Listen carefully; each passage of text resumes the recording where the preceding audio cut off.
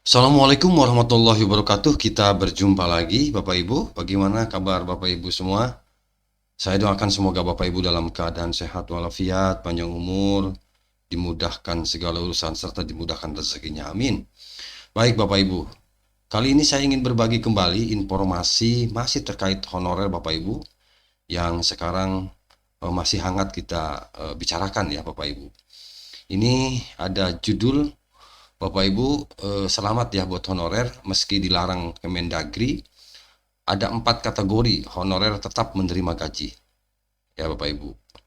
Siapa saja keempat kategori itu Bapak Ibu?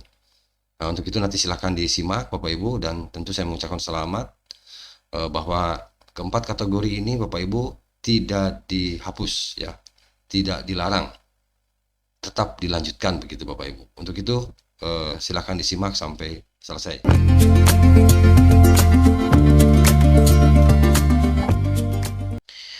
Baik Bapak Ibu, Jakarta, Mitra Solusi.id, Menteri Dalam Negeri Mendagri Tito Karnavian menegaskan pemerintah daerah dilarang menggaji tenaga honorer. Jelas ya Bapak Ibu, itu bahasa undang-undang di mana Undang-Undang Nomor 20 tahun 2023 itu menegaskan ya, memerintahkan agar pemerintah daerah termasuk juga pemerintah pusat barangkali sini Bapak Ibu itu tidak boleh lagi menerima tenaga honorer ya, atau tidak boleh menggaji lagi tenaga honorer. Larangan ini disampaikan dalam rapat koordinasi bersama Menteri Aparatur Pan RB serta Kepala BKN ya pada Rabu 8 Januari 2025. Nah, dalam rapat koordinasi itu Bapak Ibu, Kemenpan RB dan BKN Mendagri menekankan pentingnya penataan tenaga honorer yang memang harus sudah selesai sebenarnya di Desember 2024 kemarin itu ya. Di mana pengangkatan tenaga honorer baru setelah pelaksanaan seleksi P3K adalah pelanggaran yang tidak dapat ditoleransi. Wah, luar biasa. Jadi tidak ada lagi dan tidak ada seleksi itu Bapak Ibu. Setelah pelaksanaan seleksi ini tidak ada lagi tenaga honorer baru tidak boleh. Karena memang di sini adalah melanggar katanya begitu ya. Dan itu tidak boleh ditoleransi ya, kalau apabila ada pemerintah daerah yang masih mengangkat tenaga honorer itu dihukum berat. Ada sanksi hukumnya begitu. Nah, dalam rapat koordinasi itu Bapak Ibu dengan Kemenpan RB dan PKN, Mendagri menekankan pentingnya penataan honorer di mana pemerintah tadi sekali lagi di pemerintah daerah ya, yang masih menggaji pemerintah daerah yang masih menggaji honorer setelah batas waktu yang telah ditentukan ini dapat dikenakan sanksi hukum ya. Tenaga honorer tanpa status yang jelas dapat menimbulkan masalah di kemudian hari.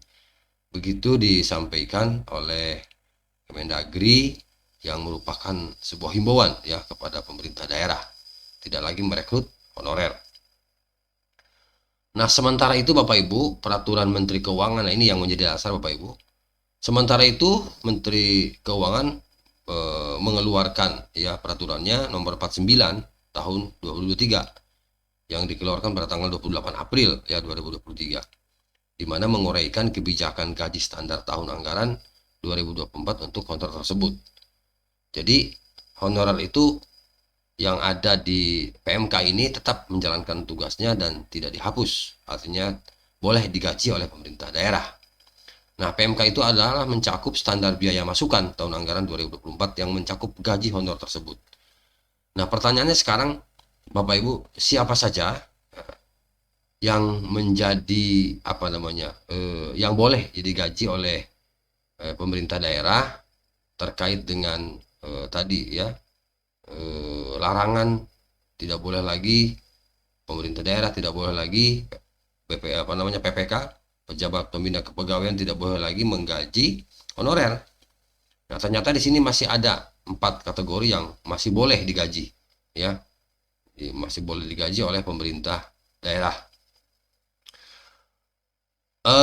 PMK itu menjelaskan tentang besaran gaji yang akan diterima ya, Bapak Ibu oleh keempat kategori itu.